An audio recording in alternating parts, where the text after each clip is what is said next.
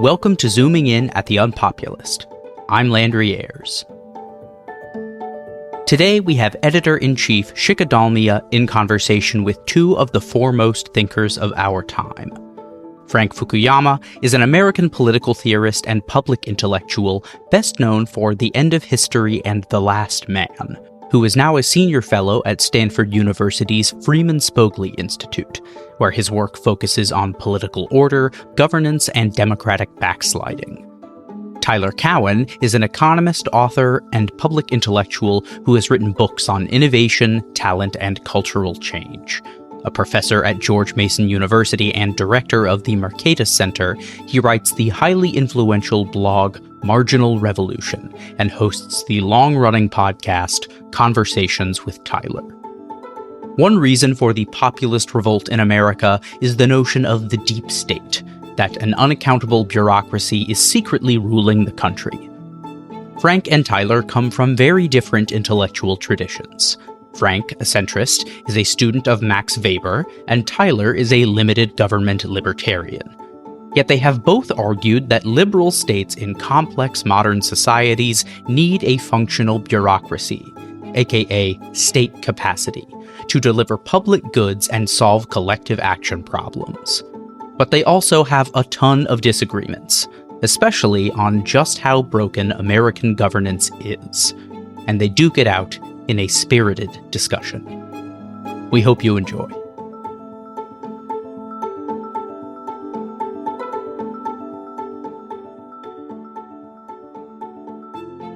Welcome to Zooming In, Tyler and Frank.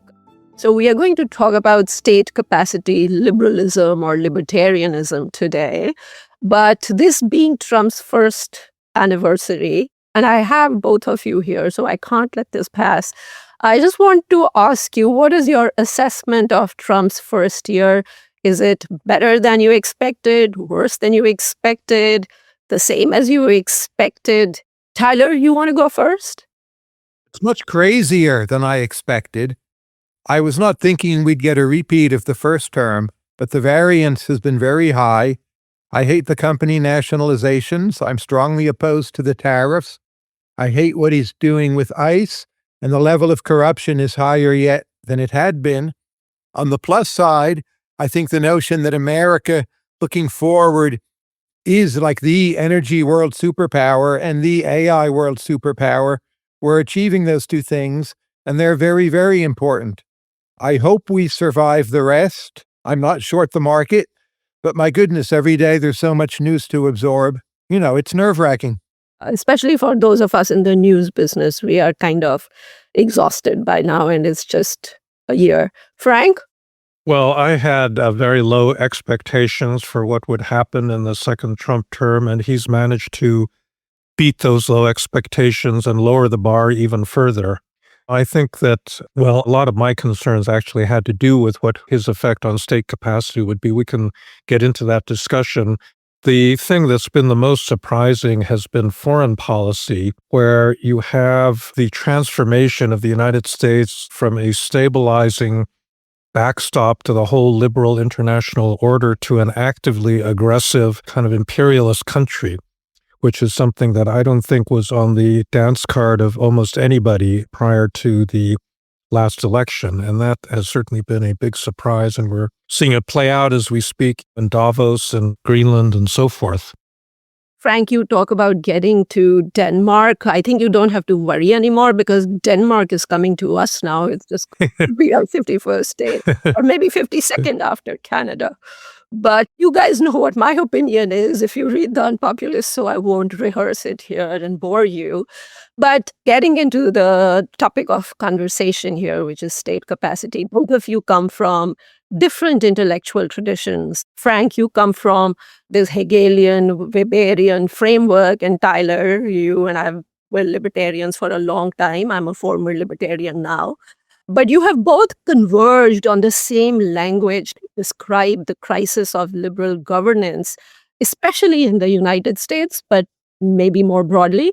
And that's the lack of state capacity. And to some extent, you're pushing back against people on your own side, in your own camp, and you want them to take this idea of state capacity seriously. But tell us, Tyler, what is state capacity and why should libertarians take it seriously? And then I'll ask the same question to Frank. Well, I like to start by making issues very concrete. So for the United States, as you know, we have debt in the range of about $38 trillion. And the simple state capacity issue is, how will we pay for it? Our electorate hates higher taxes, and we keep on borrowing. I hope economic growth comes through, and artificial intelligence and tech more generally is our best bet for that happening. So making sure that can happen is a number one state capacity issue. The other is simply AI systems are progressing very rapidly. Dario of Anthropic just outlined this at Davos. And how quickly will we be able to integrate AI systems into our government? I think in the Trump administration, there's actually a pretty extreme will to do that. I don't see the order and coherence and respect for process and talent for that actually to happen. But those to me are the two big issues of the moment. They're both up for grabs. There are more positive developments, at least potentially, than when I first wrote my long blog post on state capacity libertarianism, and I follow those closely. When you talk about borrowing going up and debt going up, why is that a state capacity issue? Why is that not just a simple governance issue? I mean, why use the terminology of state capacity when we have perfectly good normal lingo like it's a governing problem? What does state capacity add? Well, if you go broke, everything is wrecked. But if you don't go broke but have to radically cut, say, discretionary spending, which we're already cutting too much in many areas, that's a huge negative. You need the resources for your government to function. And whatever you think our foreign policy should be, it's going to cost us a lot of money, and we have to pay the bills. So much of state capacity rides on the simple question, is there the money there? Historically, it has been there for the United States government, but that's now in much greater doubt than before. We see in Japan, at the time we're recording, their higher, longer-term bond yields are spiking dramatically. They face a question of how they're going to pay for everything moving forward. So I think that's absolutely central if we're talking about this issue in 2026. But why not go to the standard libertarian solution, which is just starve the beast, cut the government, not worry about maintaining state capacity, but just cutting it? There are plenty of expenditures where I would prefer to either cut them or limit their trajectory, their rate of increase. Say healthcare spending for the elderly. Through Medicare, and much of Medicaid is also for the elderly. But voters are not going to do that, in my opinion, so we need to look for other solutions. The easiest way out, if it's possible, and this is a huge if, I don't want to bet the house on it, but the easiest way out would be to have the rate of economic growth increase by 0.5 or 0.75 percentage point. And if we could manage that, we are probably on a stable fiscal trajectory again. Frank, you are something of a centrist. You are talking to both sides, limited government, conservatives and libertarians, and progressive naysayers. What does state capacity mean to you, and why should they worry about it? Well, state capacity is people. State capacity is a bureaucracy that is capable of translating legislative mandates and executive orders into actual results. And it's a critical aspect of government that has traditionally been very weak in the United States because Americans distrust and dislike government. They don't like bureaucrats, and so they've not invested in having the adequate people in place to actually do the things that they expect government to do. I think it's actually one of the three pillars of any modern political system. First is democratic accountability. The second is a rule of law. But the third is actually the capacity of a government to act on popular mandates. And that's the part that I think is really up for grabs right now. I don't think American state capacity historically is that weak. We built this incredible empire, often unjustly. We put a man on the moon. We developed the atom bomb. We're leaders in aviation and computers, in part because of government.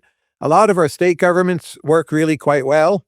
It's a mixed bag, but I think we'd be in the world's top 10 easily. Noah Smith had a great blog post on this. No. Okay. So actually, I'm glad you brought that up because that was the example that I was going to cite to you as getting a man on the moon. I think that American state capacity had expanded beginning in the Progressive era, passage of the Pendleton Act in 1883, and then the growth of a much larger federal bureaucracy in that period, a big expansion of the administrative state in the New Deal.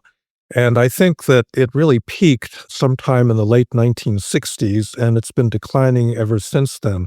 I was actually going to refer to getting a man on the moon, which was really an extraordinary demonstration of state capacity on the part of the United States. Kennedy in 61 says we're going to get there by the end of this decade, and NASA actually pulled it off, which was, if you look back at the risks that were being taken, it was really quite extraordinary. There's a great series on Apple TV called For All Mankind, which begins with the premise that actually the Soviets beat us to the moon, and that stimulated a massive investment in the Apollo program that actually created a lunar base and ongoing ability to get to the moon.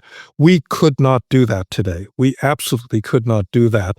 And part of the reason is one that libertarians would be very happy with. I mean, we have placed so many constraints and rules on the ability of our government to actually do the things that it is asked to do that it's very, very difficult to build anything. State of California voted the money for high-speed rail in the mid-1990s, and they built a few kilometers of track out in the Central Valley, and it's not appeared.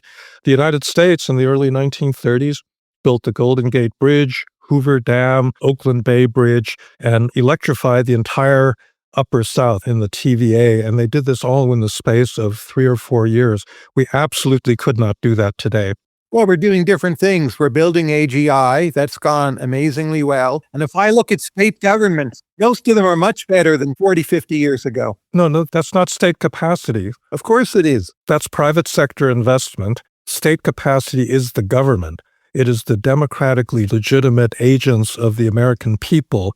And that's the thing that's weak. I mean, yeah, there's no question that we got a very strong private sector, particularly in tech. But I think that if you don't have a state that can actually implement policies that are mandated, then you've got a big problem. Our government's a big supporter of the AI efforts. It knows when to leave them alone. And most state governments in this country, they're much better run than 40, 50 years ago. It's not even close. Look at where I live in Virginia. You don't live in California, Tyler. Yeah, California might be worse. I agree. The rest are better. Look at the Southeast. Uniformly better. No. Let me ask Frank this question. Frank, but state capacity doesn't mean for you only the delivery or the building of large infrastructure projects, right? It's something else. It means moving from what you've called the patrimonial patronage system to one that is governed effectively by a rules-bound, autonomous bureaucracy. Right.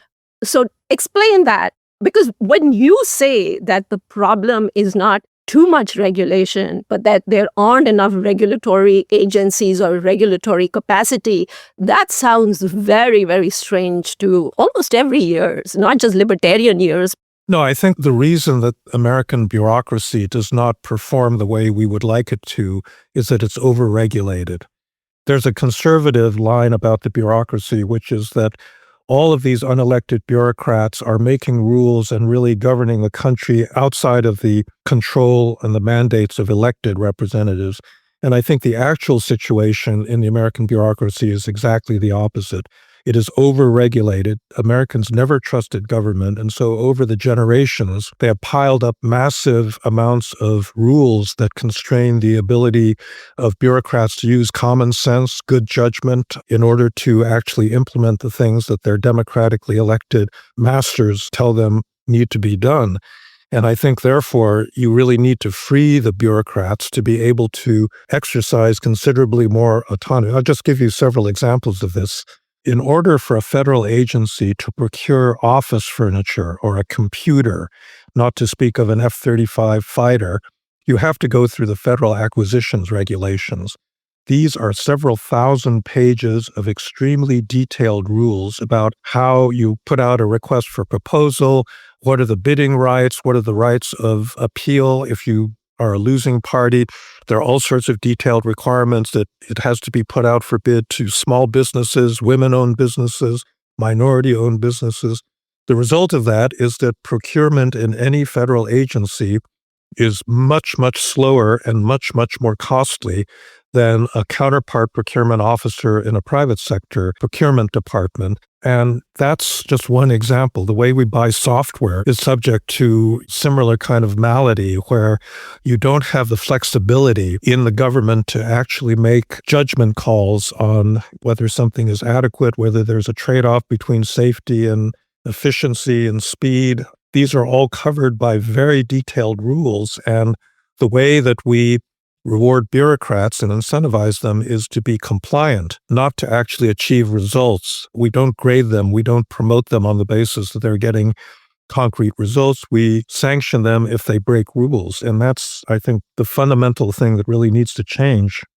So your contention is that because Americans are so wary of centralized authority, they have over-constrained it and therefore made government more expensive to the detriment of actual governance and delivery of public goods and infrastructure projects. Yes. I agree with all that, but you're lemon picking the worst examples.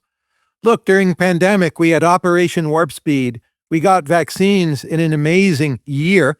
That probably saved at least 2 million lives globally. It's an incredible triumph, including for state capacity. Yeah, but we never fixed our Pentagon procurement cycles, so we did an end run with Palantir and Anduril, which have done phenomenal things. So when you look at the whole balance... Tyler, look, I think you're the one that's cherry picking. The things that have been successful in recent years are ones that have precisely gone around the existing rule structure. So another great example of this... Sure, but we can do that, is the point. Well, no, but that can't be the routine way that the government operates. So, but it is. Yeah, it has become that, but that's extremely dysfunctional. So, for example, the I-95 accident in Pennsylvania, Josh Shapiro, they were telling him that if you did all of the permitting requirements to actually fix the interstate, it would be a 6 months to 1 year process. Shapiro fixed it within 2 weeks because he actually suspended a lot of the existing rules. And frankly, some of the stuff he did was illegal because the rule would have slowed down the process. He knew he had to get the interstate running. You cannot run a government by exception. You cannot run a government by end-running legal requirements that have been put in place by legislatures. I think that what we really need to do is to clear away a lot of that accumulation of really pointless rules that slow everything down. That I agree with, but I think you're seeing the overall picture is much more negative than it really is. We've had these big, big triumphs of state capacity lately that have amazed me, in fact. You know, they've happened since I wrote my piece. But Frank's point is those are the exceptions, not the rules. They're the important things, though. AI, pandemic, defense technology. Defense technology is a great example. We procure software in the Defense Department very, very badly. Jen Pahlka has written a wonderful book called Recoding America. She was one of the founders of the U.S. Digital Service. She talks about how defense procurement, including for IT systems, follows this waterfall-like series of steps. You come up with requirements, so you spend a couple of years going around to every part of the government asking, what would you like to have as a requirement for this new software system? You spend another year putting it out for bid. You evaluate the bids in another couple of years, and then you award the contract to Arthur Andersen or IBM or some other big company. And then they deliver the software project 5 years later.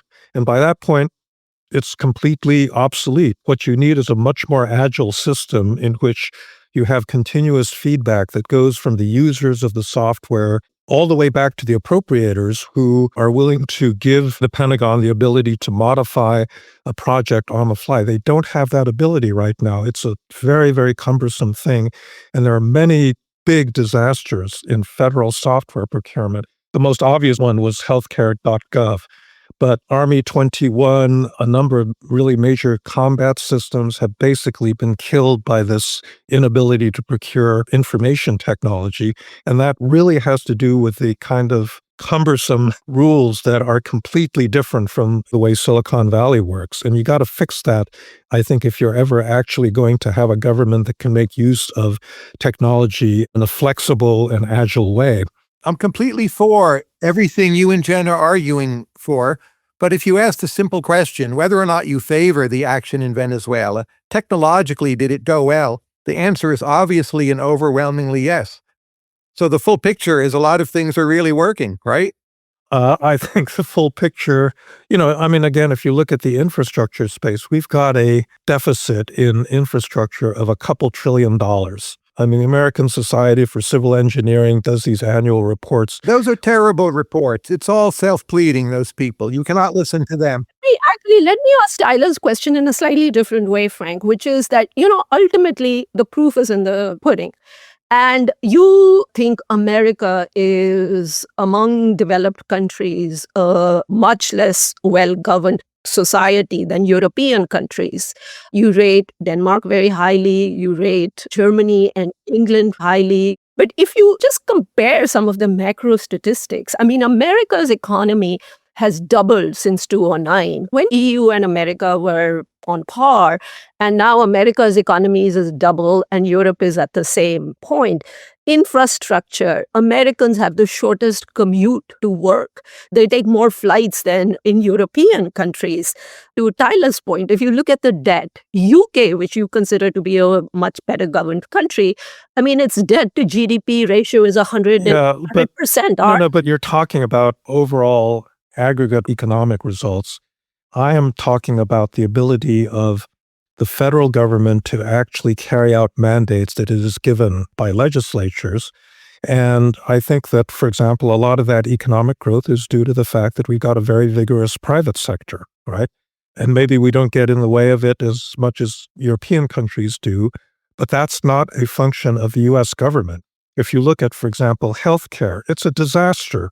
We spend twice as much per capita on healthcare as any other developed country, and we get half as good results. None of that is true, Frank. We subsidize the most innovation, and if you adjust for ethnic group, Japanese Americans live longer than Japanese, Swedish Americans do better than Swedes. So if you can afford to pay, we overpay a bit. Obviously in this country, if you can afford to pay, you can get really great health care. But I think the appropriate measure of the success of a public health care system is, how does everybody do? And we've got still tens of millions of uninsured, underinsured people that don't get the kind of preventive care, and that shows up in the aggregate statistics.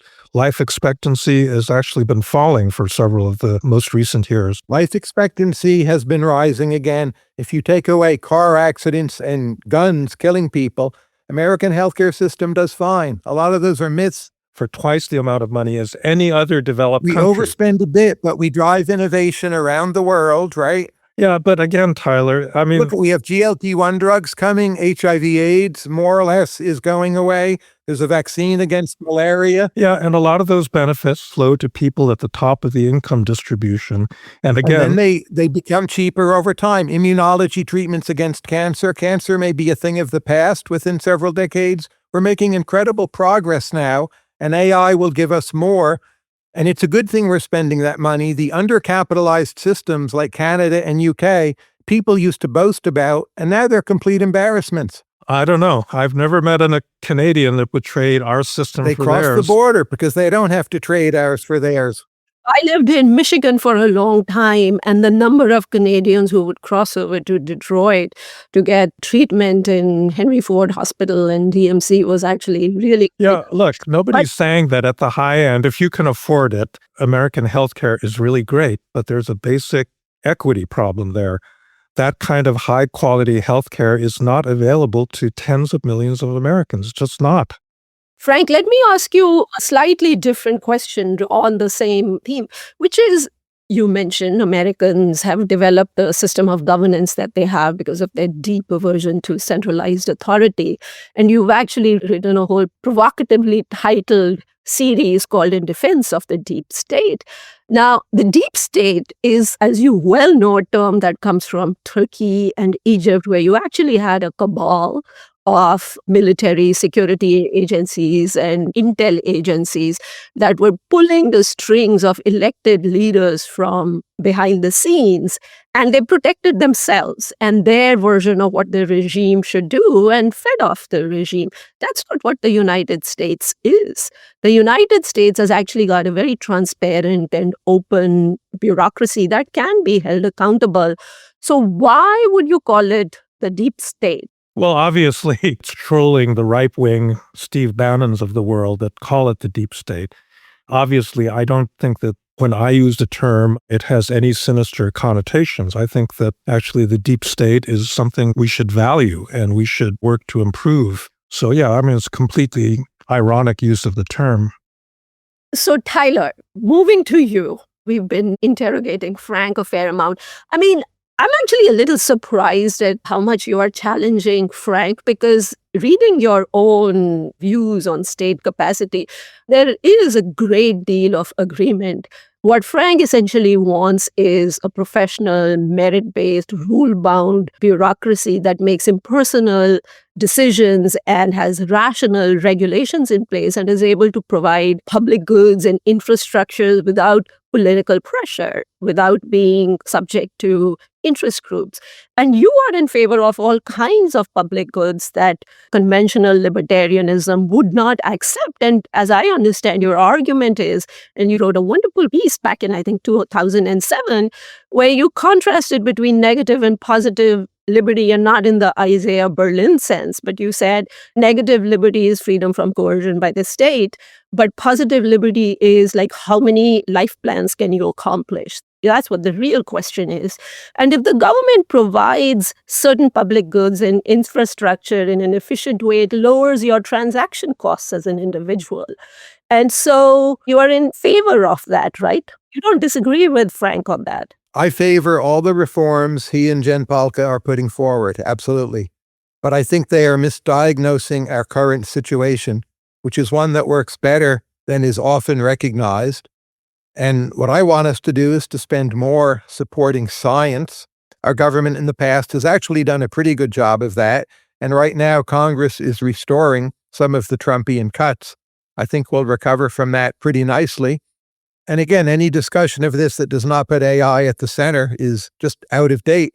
AI will considerably increase the rate of progress in science, and our policies, which have relied on the federal government, sometimes just to preempt state laws or to leave the thing alone, so far they've been excellent. So you are no longer worried about the great stagnation because AI is going to jolt us out of that and institutions don't matter? Great stagnation, in my view, ended in 2020 with the COVID vaccines, and then AI on top of that. I think in biomedical science and AI, we're seeing phenomenal progress on literally a week-by-week basis. And I wrote in 2020, I now think the great stagnation is over. I'm convinced that's true. Productivity numbers are not reliable in the short run. They are showing it. The Atlanta Fed is now forecasting a 5% rate of economic growth, or above 5%. For the fourth quarter of the previous year. Those are incredible results. I'm not trying to credit Trump with them, but we just cannot be screwing up that badly. And all these European countries with supposedly good state capacity, almost all of them can't defend themselves. That's the first and most critical question that Straussian, Hegelian, Weberian should recognize. Yeah, but their inability to defend themselves isn't a function of state capacity. It's a political decision not to invest in their militaries. That is state capacity, though. They can't convince their own people that there's actual risk, and they promise them all extreme comfort and no risk forever. And now they're stuck in this equilibrium where they don't get out of it. But that's not a question of state capacity. I mean, state capacity... Sure it is. They can't do it. No. They say they'll probably increase defense spending to 5%, a lot of them. And at the end of the day, they still can't defend themselves. They can't cooperate. They cannot, across the EU, create integrated military supply chains that work across nations. Yeah, no. They still rely on the U.S. for that. That absolutely is state capacity. Well, it's a broader issue than the state capacity that I worry about. that really has to do with political institutions. So, for example, the current system in the EU, where you have a unit veto on issues of budget or on foreign policy, is a completely dysfunctional system. Sure. Slovakia by itself can stop the entire EU from helping Ukraine, and that's a ridiculous system. But the problem is not state capacity, it's badly designed institutions. They need more centralized. You're just pushing around the words. Look, their governments can't do it because of decisions they made. You can call it what you want. I think you lose on the substantive point, whether or not you want to call it state capacity. Yeah, okay. I'll admit the EU is a kind of funny beast because it's not a state. And it's been stuck in this position where it doesn't have enough authority and it needs more. So yeah, you're right about that. But again, my view of state capacity really is implementation ability.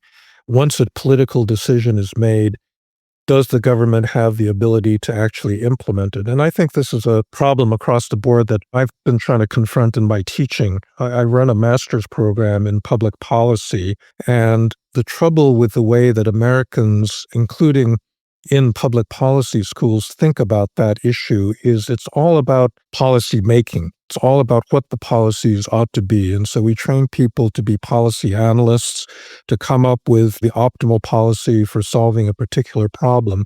We don't pay any attention to the implementability of problems. And that's where we've fallen down time and time again.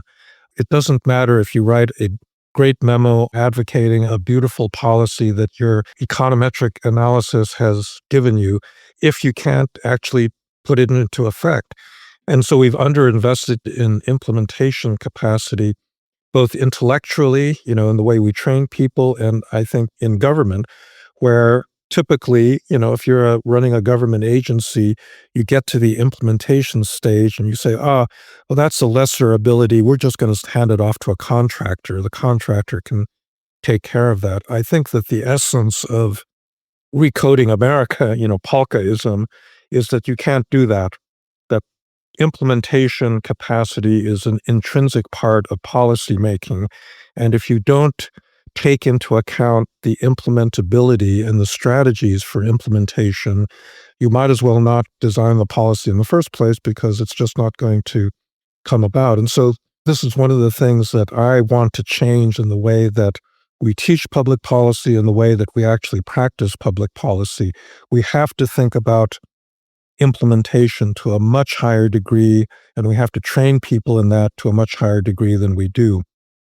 Tyler, let me ask you this. Now, you actually also agree with Frank that Denmark is a model country. That it's well-governed, well-run. Yes. Why? Why do you think Denmark is a good example? People there are relatively happy. They're not leaving in large numbers. I visited Denmark, I think, 5 times. Always had very positive impressions. They've also managed their immigration better, say, than Sweden has, so there's less of a backlash. And I am pro-immigration, but I don't think you should extend it to the point where you have a major backlash. It's just a healthy, happy, pretty successful country. Yeah, but its GDP growth is 2%. I don't know the current number. They're clearly poorer than the United States. Some of that they get back in the form of quality public goods. I worry about their future with birth rates, their position in Europe, their flexibility. I don't think their labor markets work as well as they used to. I'm not deeply worried. Being in the EU, also, their ability to adopt AI and create successful new companies is quite limited. Their most important companies date from the 1920s or earlier, so they have some very real concerns. I would rather have America's problems than their problems, if I had to say, but it's one of the best countries in the world. Let's celebrate them. Even Trump's America, you would take over Denmark? Well, fortunately, it's not Trump's America, right? I think that's the point. It's Americans' America. Well, yeah, except you have ICE squads running around in Minneapolis, shooting people in the face and yanking them from their homes. I'm totally against that. But look, Danish immigration policy can be pretty harsh. I don't like every part of that either. They have some of the harsher treatments of immigrants in Western Europe. But in terms of delivery of public goods, is there anything you would want the U.S. to emulate from Denmark? I'm asking this question because I'm hoping we can come to a political consensus between a libertarian like Tyler, centrist like Frank, and Bernie Sanders believes in Denmark too. Well, if you're talking about Denmark, I think you need to compare it to individual U.S. states. I think my state of Virginia is pretty well governed.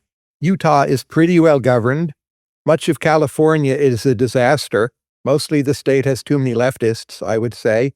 New York City has done an incredible job on lowering its crime rate, which is now falling again. That's a major triumph of state capacity that really affects how people live. So I would look at it state by state. We definitely have some major regions that are not at all well governed. And I think it's obvious to most people which those are. Frank, to preface what I'm going to say, I've been reading some of your works on state capacity, and I have to admit I'm much more persuaded by your case than I thought I was going to be. And I think we do need to grapple with some of your critiques of the American system. But the way I see it, the way you want to go about creating a state capacity and solve the current problems of governance, one of which you say is a vetocracy. There are too many veto points in, say, the delivery of any public project or even private projects where people can sue constructors and developers for all kinds of reasons. You mentioned that instead of Congress, it's the courts that are legislating, which is very much close to what libertarians say. So in effect, the legislative function has now been transferred to unelected courts. But your solution to that is literally like creating a fourth branch of government, which is an autonomous civil service, kind of like what I grew up with in India. India inherited its civil service from the British. It's very meritocratic. You have a very difficult entrance exam to get in. Once you get in, you've got lots of perks. And so these are very coveted jobs. And it's quite professional. It's quite rule-bound. And yet it delivered the economic basket case of the world till India liberalized. India's bureaucracy became hidebound and out of touch with the public. And instead of serving the public, it lorded over it because these coveted jobs gave it power and prestige. It issued cumbersome and arcane regulations, the infamous license Raj, that bred rampant corruption because you had to pay a bribe to get a permit or a license to start a business or just to get a phone connection.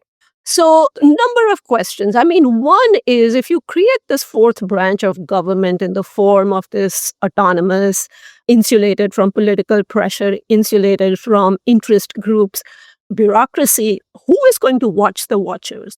Yeah, so you're mixing up several different issues there, so we need to separate them. One of the things that I have written about is private right of action.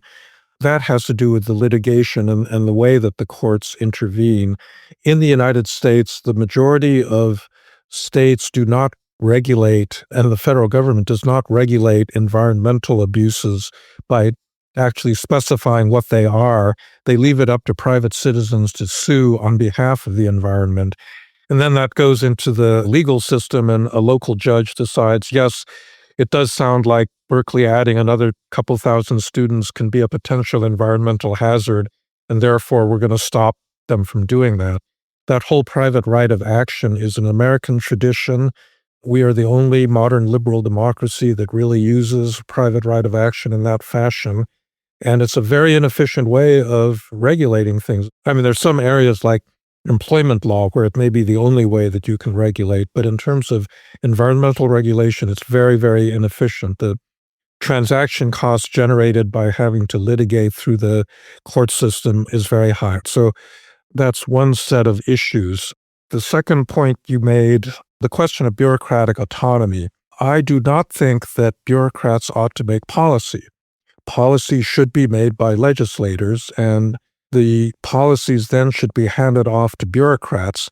But I think that once that handoff is made, there needs to be a lot more freedom of action for the bureaucrats to actually implement those decisions, allowing them to use judgment, common sense, rather than the legislatures making ex ante detailed rules about how the bureaucrats need to implement those laws. So there's accountability. I mean, the laws have to be made by democratically legitimated political actors, but the actual implementation of those laws needs a lot more ability to adapt to existing circumstances than the bureaucrats are given these days. And so accountability also works in very, very strange ways. So you can say, well, how about ex post accountability, where if a bureaucrat oversteps their constraints, they should be sanctioned for that. Well, it turns out in NEPA, the National Environmental Protection Act, you have ex post accountability. For any big infrastructure project, you have to do an environmental impact assessment. This law was passed in 1971. These days, the average environmental impact assessment runs to several thousand pages, more like 5,000 to 10,000 pages. Why are they so detailed? Well, part of it is there's so much litigation. If a bureaucrat makes a decision, they can be sued. And then what they do is the bureaucrats themselves anticipate the litigation and they write into the rule ways to avoid being taken to court later. And all of this just increases the amount of sludge in the system. There's no question. I mean, bureaucrats need to be held accountable, but the actual method by which you do that needs to be more flexible. I think that one idea that we've had in some of our reform confabs is, for example, one of the problems with infrastructure in this country is that when you've got a big project, there's no one in charge. So there's no single point of accountability. You have 17 federal agencies that have to sign off on the approval process for a big project. And they actually put the environmental agencies last in that chain. And if anyone objects, the whole process starts over again from the first lead agency. And all of that stuff just adds to the bureaucratic burden that is required to actually get something done. And it injects the courts into what ought to be, in most other countries, done actually through a bureaucracy. So there's a lot of ways, I think, that you can change the institutional rules to maintain accountability, but to make the system much, much more efficient. Tyler, do you have any objections to that? Libertarians can't be against removing sludge from the system and making it more efficient and less cumbersome, right? Or should they be against liberating the bureaucracy? I don't think so, but I would just ask Frank the question. Like, Frank, you've lived in the state of Virginia. Is there any major infrastructure deficiency here, in your opinion? I agree it could be quicker, cheaper. I'm all for that. But how bad is it?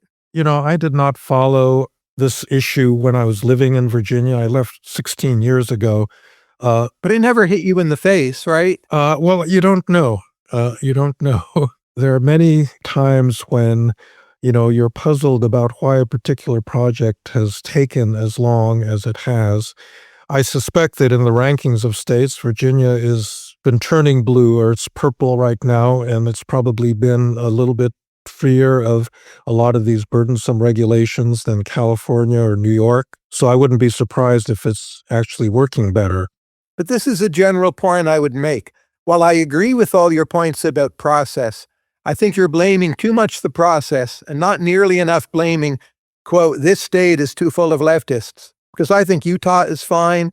All kinds of states in the Southeast are fine. Again, it could be better, quicker, cheaper. I agree with all the things you're calling for. But blame the leftists, because the states that are not full of leftists are doing pretty well with infrastructure. No, but to Tyler's point, isn't one of the dangers of autonomous bureaucratic branch precisely that it'll be susceptible to ideological capture of the kind that we are seeing in California? How do you create a semi-autonomous bureaucracy that's insulated from political and interest group pressures that doesn't become an echo chamber? The realm of autonomy really lies in the implementation of a mandate that is issued by a democratically elected political source. So it gets very complicated in administrative law as to at what point are the bureaucrats in their interpretation of the law actually making law. That's why you have the Administrative Procedure Act, notice and comment and so forth, in order to get some control over that. So Tyler, in response to the political question, there's a really brilliant article written by Nick Bagley about 5 years ago called The Procedural Fetish. He is a Democrat. He was Gretchen Whitmer's chief legal advisor in Michigan. He now teaches at the University of Michigan Law School. And he said that one of the big problems with progressives in the United States is that they have wanted the government to do things, to be activists, but they also have been the ones that believe that legitimacy stems from procedures and adequate proceduralism. And therefore, they have gotten in their own way by adding procedures to activist government that then make it impossible for activist government to accomplish things.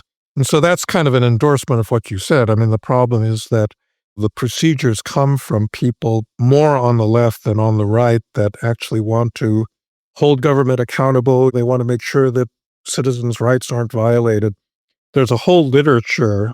Paul Sabin wrote a very nice book called Public Citizens. There's also this, I think, quite brilliant book by Mark Dunkelman called Why Nothing Works. Yeah, great book. And both of those books there's conservative anti-government ideology, but there's also a left-wing ideology that grew up with Ralph Nader and public interest law in the 1960s that began to see government less as a progressive force as it had been seen in the New Deal, but rather as a dangerous potential source of tyranny, essentially, or that it had been captured by the private sector, by corporate interests. And so most young lawyers, instead of wanting to work for the government in a regulatory agency, began to go work for a public interest law firm, and then they made careers suing the government, stopping it from doing things. So the anti-government movement in the United States was fed both by conservative and by left-wing activists that thought that the government had been captured by corporate interests, and both of them thought the government needed to be constrained. And so I think there's a kind of horseshoe effect for both the left and the right have come together in putting all of these legal and procedural constraints on government that then make it very hard for the government to do things. And, Dunkelman's argument is that we need to get back to a more Hamiltonian understanding that government actually can do socially progressive things, but it has to be able to do them effectively, and therefore you actually do need to roll back a lot of the proceduralism and kind of litigious resistance to government action that's built up over the last couple of generations. While I agree with much of that, I have a simpler diagnosis. I think when your state has two-party competition for real, things tend to go pretty well. That's Virginia. It's many states in this country. It's not California. Electoral competition works. We believe in democracy. And again, it doesn't mean these other claims are wrong, but it encompasses a lot of them. The pure, more right-wing states, they have their own problems. Mississippi, Louisiana, we could go into that, but they also don't have two-party competition. So again, there's a pretty simple diagnosis that I think covers much of what's going on.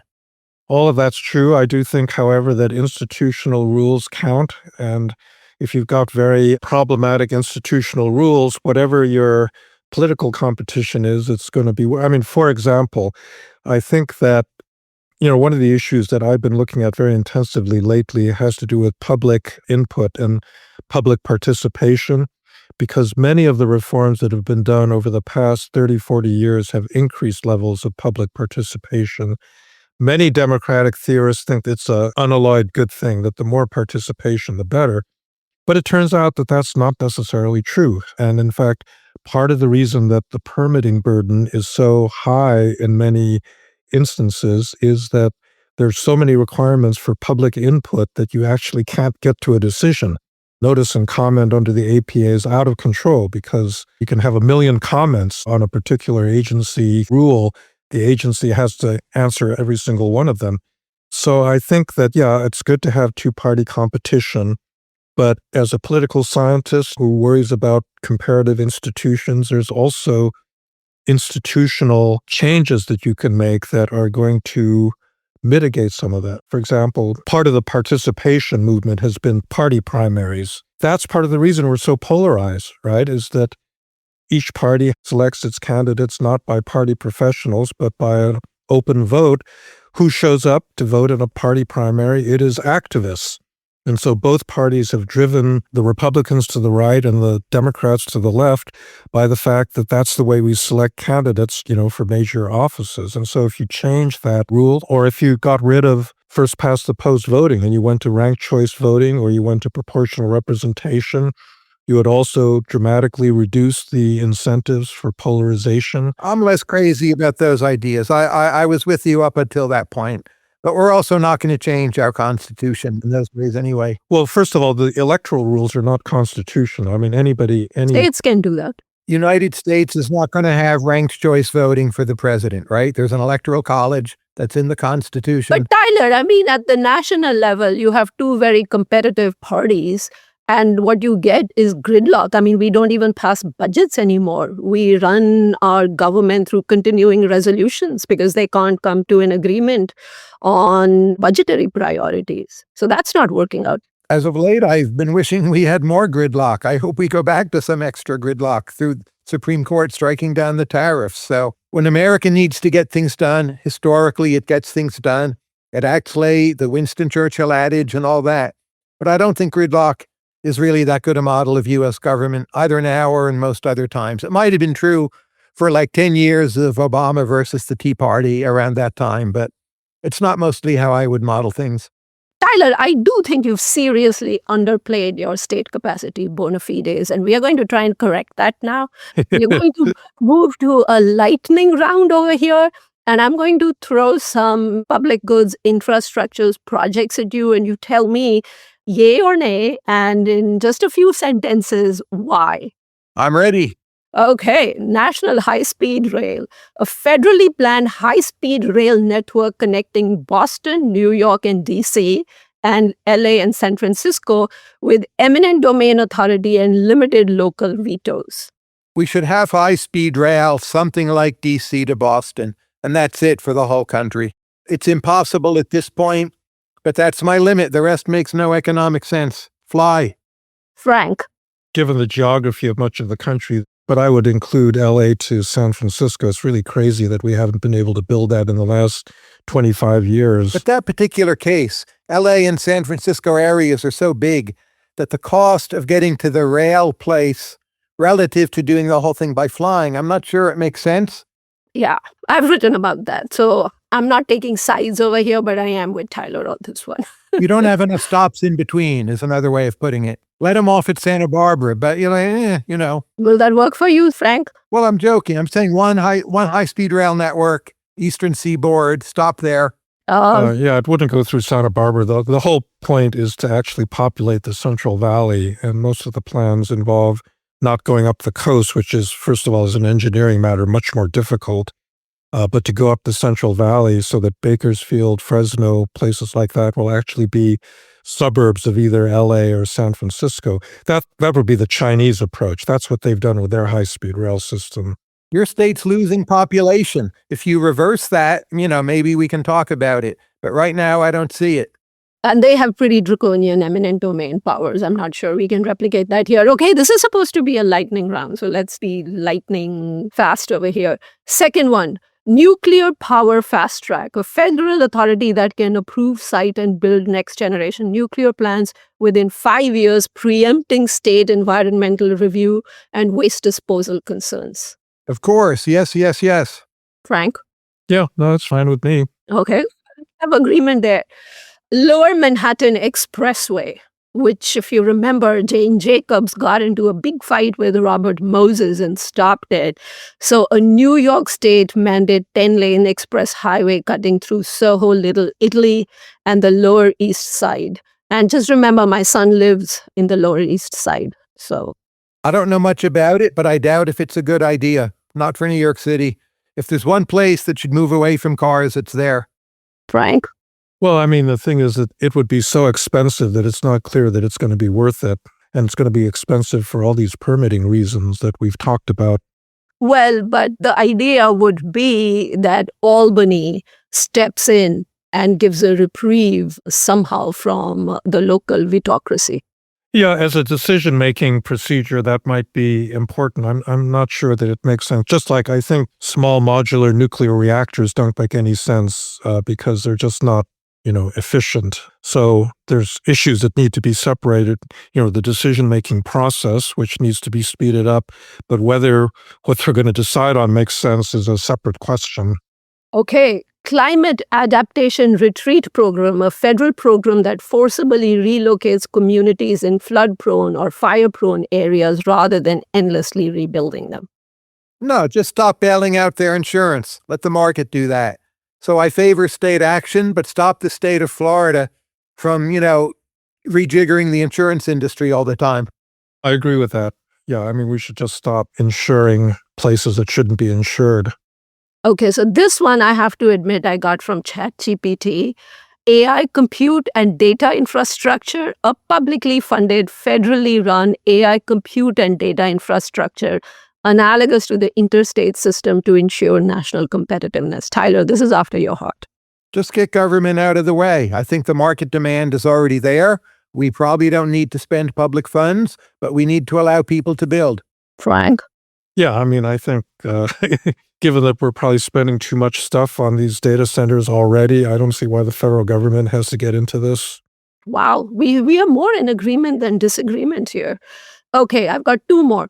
Strategic rare earth mining on the moon, a government-led lunar mining program for rare earth elements to reduce dependence on China.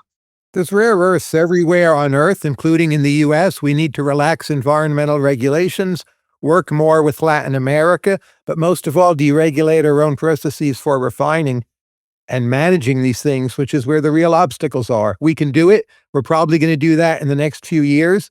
It's actually a good example of how our state capacity ex post will end up not being dead. Frank? Yeah, I mean, I think the moon is probably one of the most expensive places to get this stuff, so I don't see how this makes much sense. Okay, last one, and here I think we are going to get some disagreement.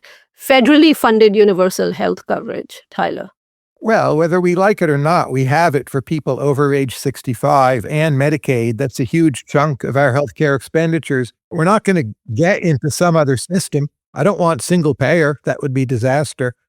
I think you want to hold on with what you have and regret that you did it the way you did it, and then finance innovation. Innovation is what's going to make the difference. I think young people today will live to age, your son will live to age 98 and die of old age. That's the way to make progress, not mess around with all the coverage. Well, we don't have to be single payer to have universal coverage. I just want to put that on the record. You could have something like France, right, where they provide basic coverage, state funded, and then you buy extra coverage on top of that if you want to. So it's not single payer. But if the U.S. tried to do that, it would unravel into single payer, because the cutoff and, margins and nudges for when you're privately covered, the government picks up the tab. Very hard for those systems not to collapse into full governmental coverage. So we're stuck with what we have. Let's focus on innovation. I'm all for more science funding from government. Frank? I don't have an objection to a federal program that looked like France or Switzerland. Okay, at least we get some disagreement on that. So for all your disagreements on state capacity, when you actually come down to the nitty-gritty and start discussing specific programs, it seems you guys are quite in line with each other. And Frank, keep in mind the Swiss system you cited, it's a reasonable amount like Obamacare. It's government vouchers for private health insurance, which is what part of Obamacare does, whether one likes that or not. It's not really government health insurance. Well, no, but the point is that if you have the money to afford private health care, you're free to do that. It's just that the government isn't necessarily going to subsidize everything you do. I mean, that was what I was thinking about when I was referring to Switzerland. I think, though, in a certain way, we've been talking a little bit past each other, because I think that Tyler is talking more about, political decisions and the dysfunctions of the political system and coming up with, good policies that can be then implemented by a bureaucracy, whereas I'm focusing on the implementation capacity of the bureaucracy, and that's where I think we've got a real problem. But I would be more convinced by how you prioritize matters if you could tell me what has gone wrong in Virginia, where again you've lived for some number of years. I know it was a while ago, but it was actually worse then. If you could just tell me what's been so badly screwed up, I would see your point of view more clearly. I would have to return to Virginia and live there a couple more years before I could answer that question. But you don't see it in the newspapers. You don't see it in your social media feed. You didn't notice it back then. I fully agree. California is totally screwed up, right? We would agree there. But these other states, I would agree Louisiana's totally screwed up. I don't see that you have your finger on the main problem. Well, it's not just a state-level issue. I mean, a lot of the climate adaptation can't be done on a state level. Sure. You actually need national programs, right? And those federal systems are, I think as a general rule, most state government works better than the federal government. Part of the problem of the federal government is one of scale, that the United States is so big, it's so diverse, it's really hard to get political consensus across that diversity on the government acting. In a state, it's much easier. I mean, it's a much smaller political unit. There's usually not as much diversity, and therefore, it's easier to make political decisions. So that's why it's a good thing to have federalism. But then, there are certain things that need to be done on a national basis, like, the interstate highway system. And there, I think you do need stronger federal government. People hate carbon tax, so I say let's do YIMBY for solar and nuclear and wind. Do you agree with that? Well, yeah, I mean, the question would lie in all the details of exactly, what you are permitting. But yes, in general, I think that we need to deregulate a lot of those areas. Okay. I guess we are ending on a note of agreement here then? Sure. I will agree that we agree on many things. Thanks a lot, both of you. I found it highly entertaining and illuminating as well, but entertaining, really. It wouldn't have been any fun if we had agreed on everything. Thank you for listening to Zooming In, a project of The Unpopulist. To get all of the updates from our new series, Executive Watch, make sure to subscribe for free at theunpopulist.net. Until next time.